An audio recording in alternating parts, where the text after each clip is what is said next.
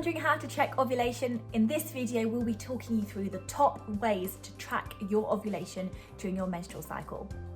Hi, I'm Dr. Ravina, NHS doctor specialised in women's health, and I'd like to welcome you to this dedicated channel for women's health, where we aim to educate, empower and inspire women with information about your body. If you have any questions that you'd like me to answer, drop them in the comments below and I'll make a YouTube video on them for you. And feel free to follow me on TikTok, Instagram and subscribe to YouTube. And please do share this with all the important people around you so we can continue to share evidence-based information. So let's dive straight in. Today we'll be discussing top ways for you to track your ovulation. And now there's so many different ways on the market where you can track your ovulation. There's ovulation predictor kits, there's LH strips, there's basal body temperature, there's cervical mucus changes, and there's so many different types of calendars and apps that can help you to track your ovulation. Now, what I'd like to do is, number one, teach you a little bit about the menstrual cycle and how ovulation works. And then I'd go on to the different types of ways that you can track ovulation and the best one that I would recommend for you. So first of all, let's cover some facts about your menstrual cycle. So let's dive in to your science lesson. And this actually, you may not have even learnt about at school. So let me give you the key facts that you need to know. So a menstrual cycle is regular if it lies between 21 days and 35 days.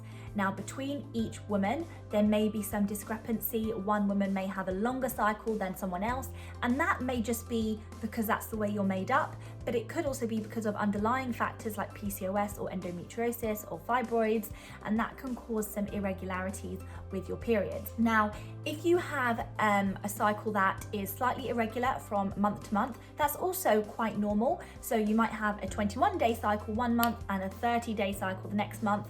We just like to track this to see that there is a range that your period lies within. If you have regular periods, that means that you're ovulating, which means you're ovulating every month, you're releasing an egg, and that egg can then get fertilized to give you a baby.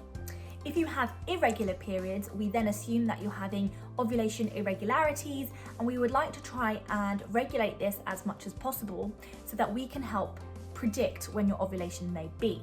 Ovulation is one of the most important components of trying to conceive. If you're not ovulating, there's no way you're going to be able to conceive. But if you are ovulating, it is important to note there's so many other factors involved in getting pregnant, and it's not just the woman, it's also the man. Be sure to check out one of the previous videos on female hormones explained if you want to know a little bit more about how your hormones change throughout your cycle. So now let's move on to key ways that you can use to track your ovulation. So number one is, if you have regular cycles, we can then assume you're having regular ovulation, and we don't need any further tests because you will be able to predict when your ovulation is going to occur. The next way is checking your basal body temperature. So this is a temperature that women generally do first thing in the morning, and they'll do it every single day. You can then track your temperature every single day of the month, and it's thought that you may have an increase in your temperature which corresponds with a change in your hormone called progesterone, and the progesterone will increase at certain times of your month. So the first time it will start to increase slightly is at ovulation, and then it will peak during the mid-luteal phase, which is 7 days before your next cycle. And the reason why it peaks at that time is because your body's preparing for a baby to come. So your body's thinking, okay, there's a chance I'm pregnant, so I want to make sure that I can produce the most beautiful environment for this baby to live in for the next 9 months. So the progesterone allows lots of juicy blood vessels, a really beautiful environment for your baby to grow in. And that's why you get that peak in progesterone. So the thought behind the basal body temperature is that you'll have that peak in temperature in the mid-luteal phase.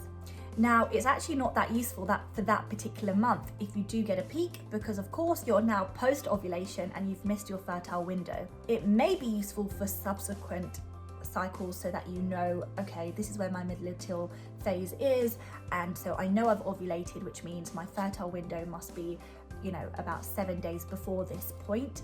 And if you want to work out your fertile window, I've also done a YouTube video on how to work out your fertile window, so you can check that out over here. The third way of how to check your ovulation is checking your progesterone levels post-ovulation.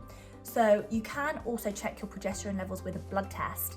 So as explained, you'll have a peak of progesterone after you've ovulated, and this proves that you are actually ovulating. Similarly, this won't help you for this particular cycle, but it will help you for your next cycle, because you can then work out your fertile window if you know you are ovulating. The progesterone level is pulsatile throughout the month, so you can get rises in progesterone throughout the month. If you have a 28-day cycle, you want to do your mid-luteal blood test on day 21, and if you have a 35-day cycle, you then want to do your mid-luteal progesterone on day 28. So it's completely dependent on how long your cycles are. So the next way is using ovulation kits. So the way ovulation kits work is that they will predict your LH surge. The LH surge usually happens between 12 to 24 hours before ovulation. So the best time to have sexual intercourse is on the day that the LH strip or ovulation kit is positive, as well as the next day, because this means the sperm will swim through the vaginal canal, through the cervix, into the womb and into the fallopian tubes, so it will be there ready for when the egg is released. Now, it's important to note that sperm will last 5 days in the female reproductive tracts, whereas the egg will only last between 12 and 24 hours. So you've got less time to catch the egg, which is why you need the sperm there and ready. If you have irregular sexual intercourse, if you're in a long distance relationship and you are having difficulty timing your sexual intercourse to get pregnant, this method might be more useful for you, because you'll be able to predict when would be a good time for you to have sexual intercourse, because you'll have an LH rise just before you ovulate. The next way that you can track ovulation is something that isn't commonly used, except if you're in a fertility center, if you've undergone IVF, if you've had previous issues, and that's using a transvaginal ultrasound scan. And this works by tracking the growth of the follicle in the ovary to see that it's growing and that it will be released. So to summarize, if you have regular periods, that means you're likely to have regular cycles and ovulating regularly, so you may not need to actually track your ovulation. If you would like to ensure that you are ovulating, we'd suggest a mid-luteal progesterone level, which is a blood test which you take 7 days before your next cycle. And if you are having irregular periods, you can't track them, you don't know when your next period is going to come, I would suggest talking to your doctor, because we may need to do some more investigations to see if there is an underlying issue which is causing you to have irregular cycles.